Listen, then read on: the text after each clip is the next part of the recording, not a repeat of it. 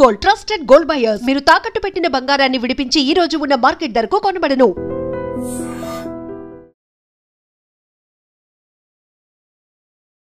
Hi hello నమస్తే welcome to iDream media. నేను మీ శ్రావ్య. మనతో పాటు ఉన్నారు వెల్తీ చక్రధర్ గారు, మ్యూచువల్ ఫండ్ డిస్ట్రిబ్యూటర్. నమస్తే సార్. నమస్తే అండి. ఎలా ఉన్నారు? బాగున్నానమ్మా, థ్యాంక్ యూ.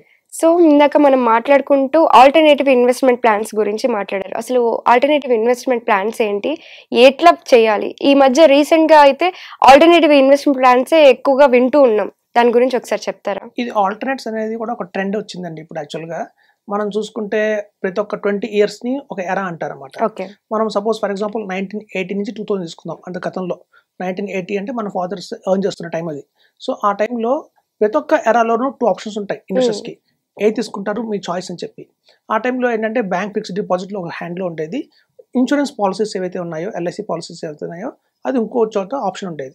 సో అందరూ కూడా ఏంటంటే బ్యాంక్లో ఫిక్స్డ్ డిపాజిట్కి ఇష్టపడేవాళ్ళు ఆ టైంలో. ఈవెన్ ఒక శాలరీ వచ్చినా కూడా, ఇప్పుడంటే శాలరీ కట్ అవుతుంది మన బ్యాంక్కి, ఆ చేతుల్లో ఆ రోజు చేతికి ఇచ్చేవాళ్ళు డబ్బులు.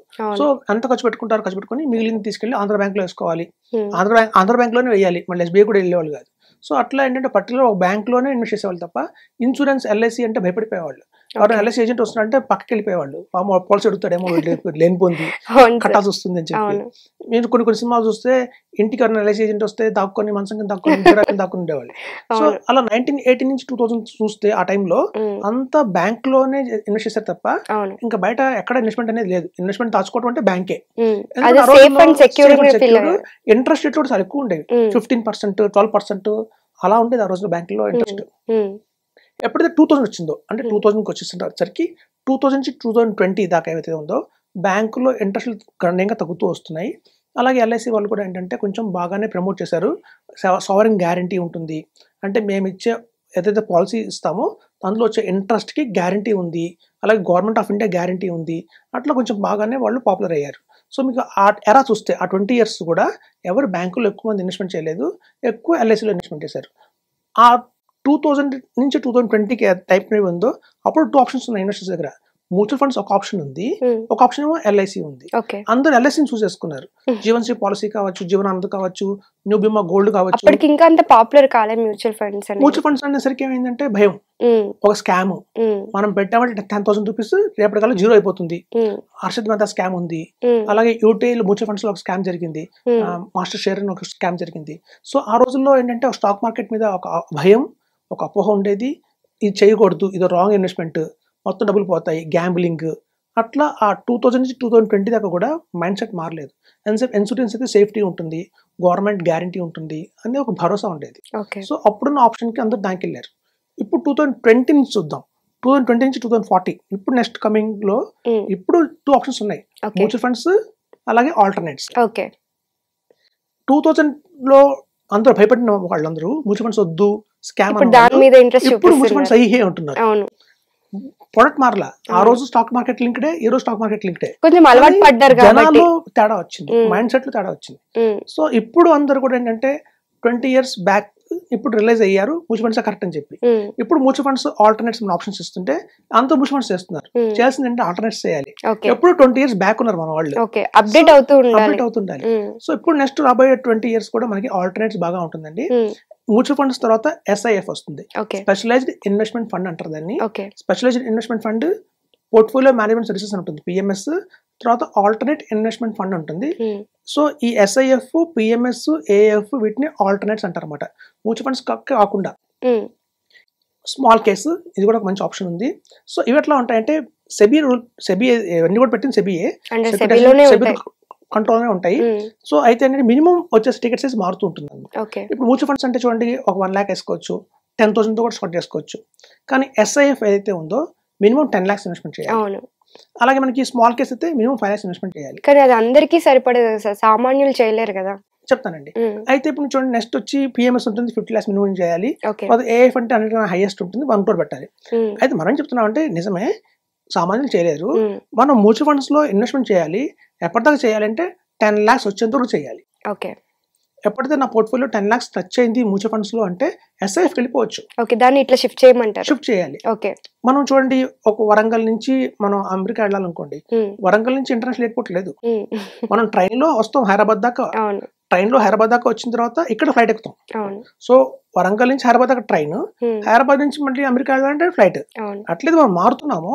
అట్లాగా 50 lakhs వచ్చేంత వరకు మ్యూచువల్ ఫండ్స్ లో ఉండండి, 10 lakhs వచ్చేంత వరకు మ్యూచువల్ ఫండ్స్ లో ఉండండి. అంతే. 10 lakhs వచ్చిన తర్వాత మళ్ళీ SIP షిఫ్ట్ చేసుకోండి. అక్కడ 10 lakhs నుంచి ఎప్పుడైతే SIF 50 lakhs వచ్చిందో ఆ 50 lakhs ని మళ్ళీ PMS కి షిఫ్ట్ అయిపోవాలి. ఓకే. అలా అందరికీ కష్టమేనండి. ఓవర్ నైట్ గా డబ్బులు కావాలంటే ఎవరి దగ్గర రావు. అవును. కొంతమంది మాకు క్లయింట్స్ వస్తారు, ఎట్లా అంటే మాకు ఏదో ఊళ్ళో ల్యాండ్ ఉందండి, ఆ ల్యాండ్ అమ్మేసాము, ఇంత హ్యూజ్ అమౌంట్ వచ్చింది అంటారు. ఒక ఫ్లాట్ ఉండేది సెకండ్ హ్యాండ్ అయిపోయింది, ఓల్డ్ అయిపోయింది, కంప్లైంట్లు వస్తున్నాయి బాగా టెనెంట్ నుంచి, అమ్మేశాను, డబ్బులు వచ్చింది నాకు లంసంగా 1 crore. అలాంటి వాళ్ళందరూ కూడా మా దగ్గర క్లయింట్స్ వస్తారండి. రకరకాల క్లయింట్స్ ఉన్నారు. ఎవరి దగ్గర ఆస్తి వచ్చి, ఆస్తి పంపకాల్లో ఆస్తి వచ్చినా, లేదంటే ఏదన్నా ఓల్డ్ హౌస్ నమ్మినా, సడన్ హ్యూజ్ అమౌంట్ వస్తే, క్యాపిటల్ వస్తే, రిటైర్ అయిపోయాము, PF గ్రాట్యుటీ వచ్చేసాయి, నాకు పెన్షనే వస్తుంది 80,000, ఈ గ్రాట్యుటీ PF ఎక్కువ అయిపోయింది, అలా మీకు రకరకాల కారణాలు ఉంటాయండి. సో ఎలా ఏ కారణం వల్ల నుంచి అయితేనే సరే ఎక్కువ లంసంగా అమౌంట్ వస్తే మనం డైరెక్ట్ గా వచ్చేయచ్చు PMS కి, AF కి, మ్యూచువల్ ఫండ్స్ వెళ్లకుండా.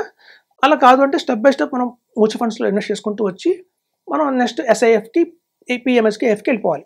అయితే చూడండి, చాలా మందికి ఏంటంటే మ్యూచువల్ ఫండ్స్ లో మనం ఎట్లాంటి మ్యూచువల్ ఫండ్స్ తీసుకోవాలి.